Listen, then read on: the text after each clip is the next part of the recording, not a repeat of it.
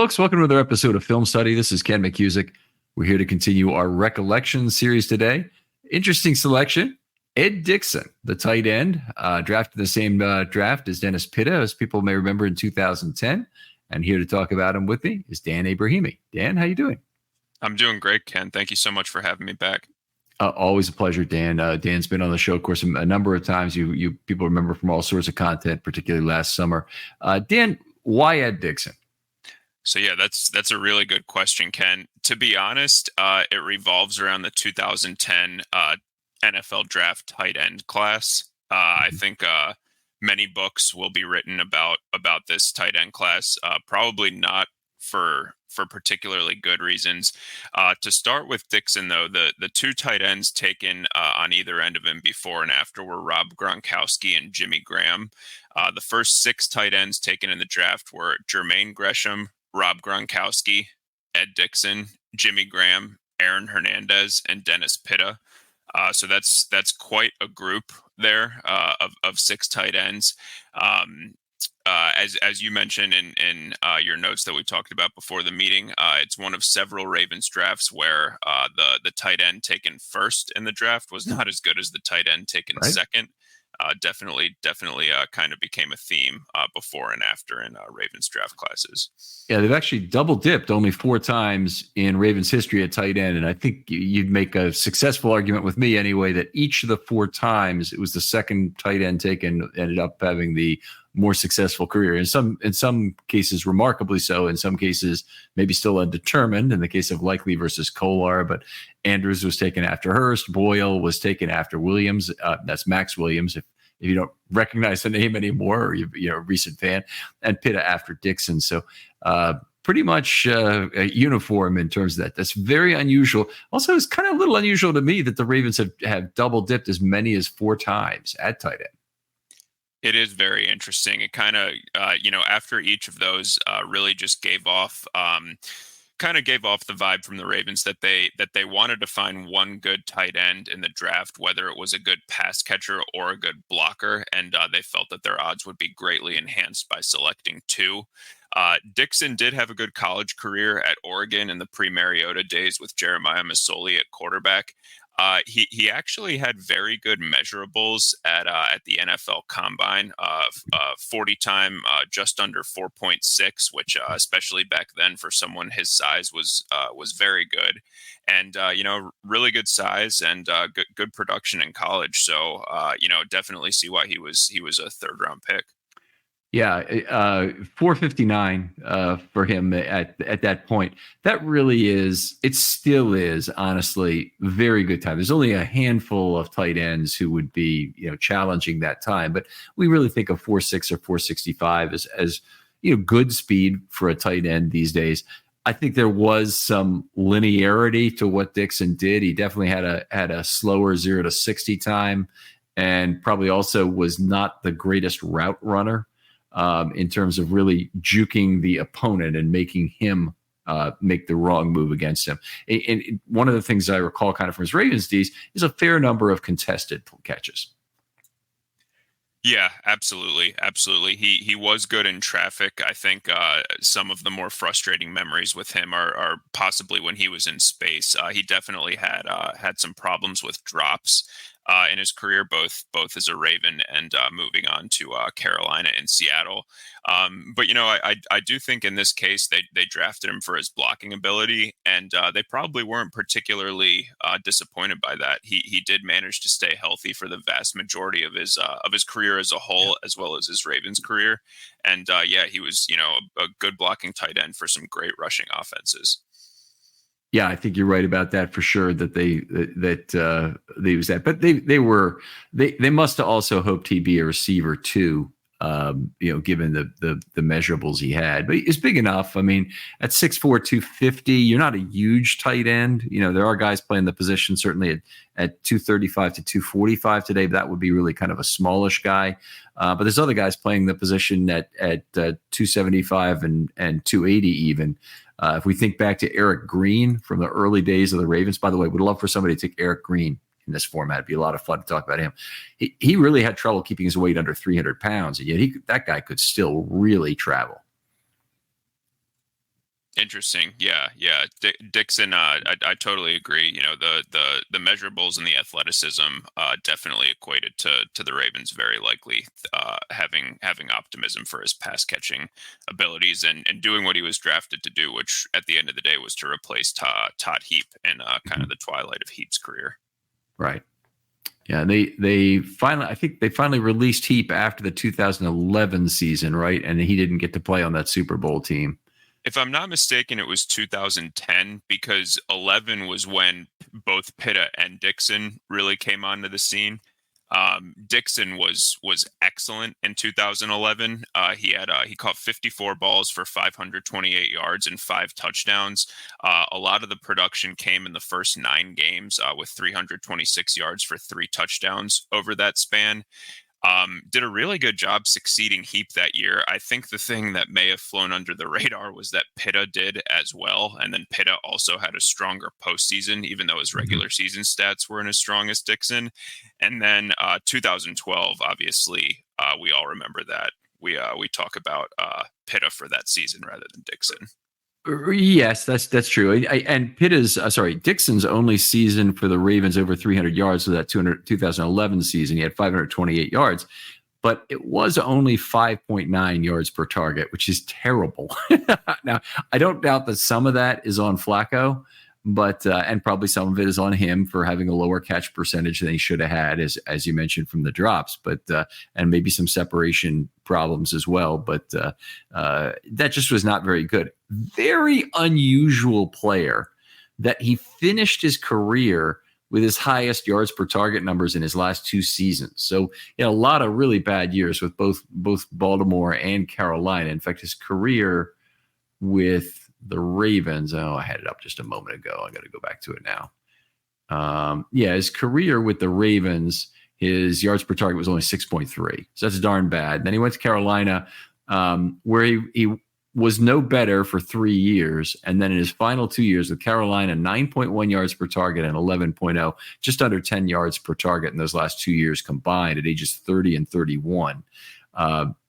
It's very unusual. But the year for the Ravens, I think people will look at is that 2011 season, just from the receptions total or the yardage total. But for my book, wasn't a particularly great season, honestly, for important measurables. Absolutely. Definitely see where you're coming from on that. And I think with hindsight being 2020, looking a little bit deeper at those measurables that you mentioned from the 2011 season, not all that surprising that he never really lived up to that again in his Ravens or NFL career. Yeah, one thing I found was pretty unusual about a player like him is he played in 15 postseason games. I did play in a good amount of the early Flacco Harbaugh era, which included a lot of postseason games. Obviously, he played 10 total with the Ravens, 8 during the 10 to 12 period, and then another 2 in 2014. Never had a TD, did have 7.5 yards per target in the postseason, so he's better in the postseason, kind of a big game receiver. And had in the 2012 postseason might have been his best run. Had eight targets for 90 yards during that. Had a nice couple of plays in the Super Bowl, particularly on the Ravens' second scoring drive, if I recall, like a 14 and a 23 on that drive. Absolutely. And when I do think of Ed Dickson, it's that first catch that I think comes to my mind, and probably a lot of Ravens fans from that era. It was a 23-yard catch on first down. It was a really nice catch that he caught in traffic, and then he kind of stumbled to the ground. There was probably more to be had there, but didn't really end up mattering. And then 2 plays later, another 14-yard catch that got the Ravens down to the San Francisco 4. Okay. And then Pitta gets the touchdown right there. But yeah, it was quite dry. They got the ball around midfield, and Dickson eats up 37 of the yards, and Pitta gets the last one for the touchdown. Exactly.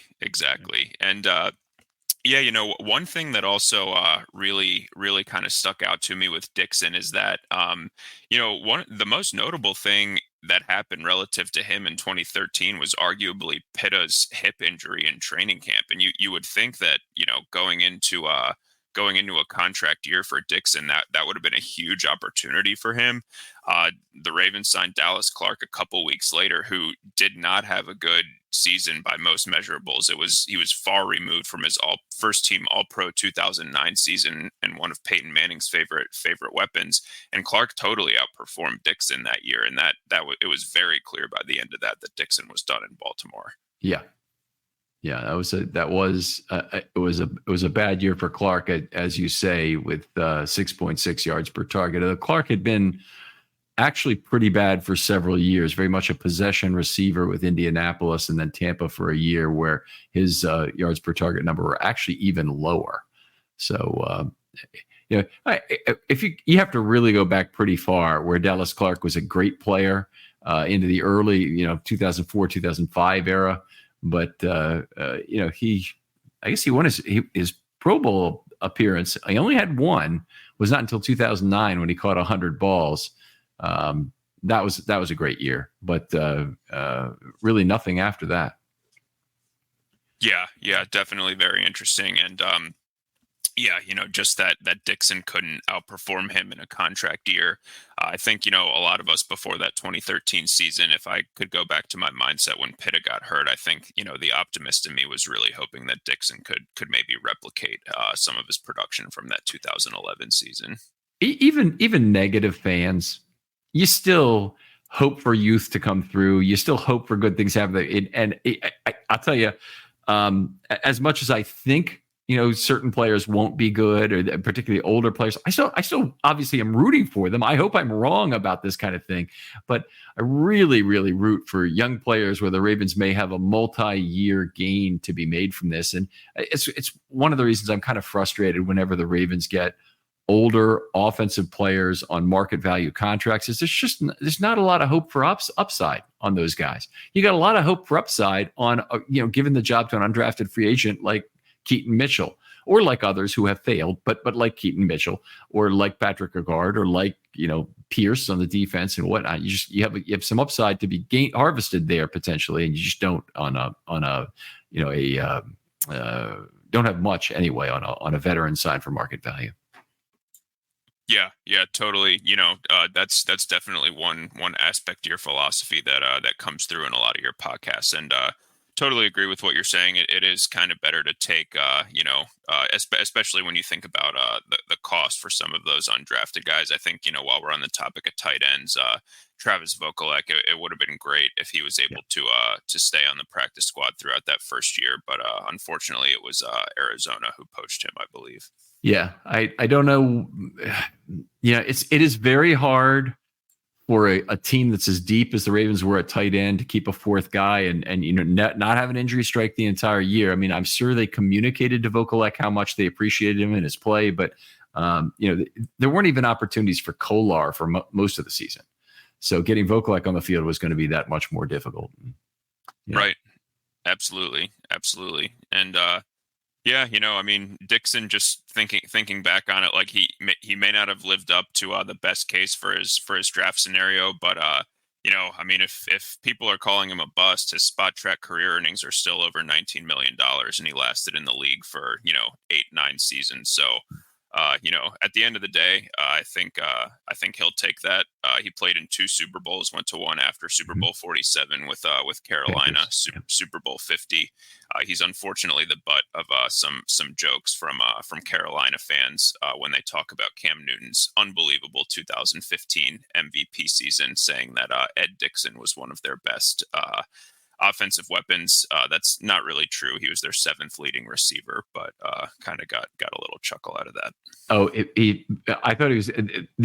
They're trying to point out that Cam Newton had such a great year because they had such a lousy set of weapons. Is that what they're trying to do? Yeah, pretty much. Okay. I mean, it was kind of slim pickings. It was, Ted Ginn, Jonathan Stewart, Mike Tolbert. So, not a whole lot in the cupboard there. What I remember about the 2015 Panthers is the business decision that Cam Newton not going after the fumble when I think Von Miller was diving on it. Or maybe who's the other guy? The guy on the other side, DeMarcus Ware, was it? Or yeah.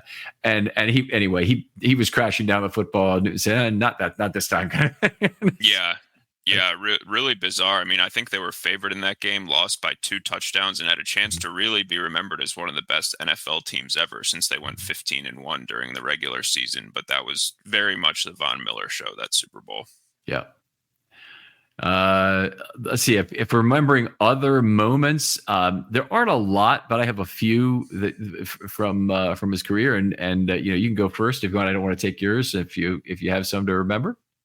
Yeah, I mean, his best game with the Ravens was definitely in that 2011 loss to Seattle. 10 catches, 75 yards, 2 touchdowns. Great line there, and then another one of his plays from his Carolina days that caught a lot of traction online was he just picked a Jonathan Stewart fumble out of thin air and ran it 57 yards for a touchdown. I don't believe he got credit for a catch there, but still a cool play nonetheless. So a couple things come on. We'll go with the good before the bad. First TD came in the Ravens win against the Saints when the Saints were coming off their Super Bowl championship. So it's 2010. And he caught a 34-yard ball against the Saints to tie that game up at 7. Ravens eventually won 30-24. It's a game where the Ravens defense was really too much for Drew Brees, as much as that 30-24 score might not show that, but they eventually ended up having to stop Drew Brees on a 4th down play, got right up in his face and deflected a pass, and that was a ball game.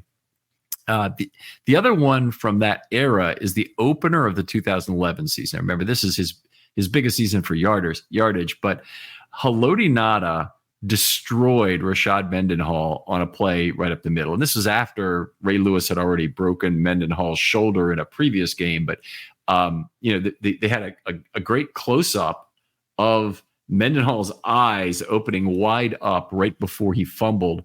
And Ngata dislodged the football. At that moment, I believe it's at this moment, because they had a series of they gave up a touchdown, then they ran the ball and they gave the ball up again. Then Flacco immediately threw a touchdown pass to Ed Dickson for 18 yards. That's the Dickson highlight. But after the fumble, set that up, I remember Tomlin being so upset and basically telling his players, get off the field or whatever. Like it was they were being slow or something, or not to his liking in getting off the field, and certainly not to his liking in terms of the outcome. But that touchdown put him up 27-0. And then that preceded the 2-point run by Cook, or 27-7, I think at that time anyway. But anyway, that preceded the 2-point run by Cook, where the Steelers lined up very out of balance to try and block the kick, and the Ravens just ran it in. They actually had a rule change, I believe, after that, to force you to have 3 players on each side of the line of scrimmage for an extra point or field goal try. Might be just for extra points. But anyway, a lot of Steelers fans really hated that, and Harbaugh said, "No, we're letting other people know we're going to run that ball in if you try and line up unbalanced like that." So we had to show that to other teams, kind of thing. Interesting. Yeah, that was a very memorable game from Ravens lore. Obviously, anytime beating the Steelers, and especially by 4 touchdowns. And Dickson also was definitely a presence on special teams as a blocker. I know he was on the field blocking for Jacoby Jones' kick return touchdown in the Super Bowl as well. For the 108, yeah. Yep. All right, outstanding stuff here. I didn't know if we'd have a lot to talk about with Ed Dickson, but this is a good amount of stuff, and you've clearly done a lot of research on this. I appreciate it, Dan. Tell folks where they can talk football with you online. Yeah, absolutely. Thank you again, Ken, for having me on. I always really enjoy this. I'm on Twitter at DRE8820. That's really the main place that I'm online. Always willing to talk football with anyone who wants to. All right. Other folks out there, if you'd like to be on a recollection short just like this, just tell me the player you want. DM me. They're always open, and I'll get back to you very quickly. And I'm particularly looking for players from the earlier eras of the Ravens. I don't think of there even being an early era of the Ravens because I've lived through all of it. But if you want to talk about a player from the 90s, I'd really appreciate that. Or even a player from 2000 to 2010. There's less people who really remember or want to talk about those players. Love to hear from you. The more people and the more diverse set of people we can get on here, the better. I treat it like an open mic type thing. And so to that degree, if there's other people out there that maybe don't listen to podcasts like your dad, say, who want to talk about a player from the 1990s, that'd be great. Try and get him involved in that, and I'd for certain appreciate that. Dan, thanks again for joining me. Thank you, Ken. We'll talk to you next time on Film Study.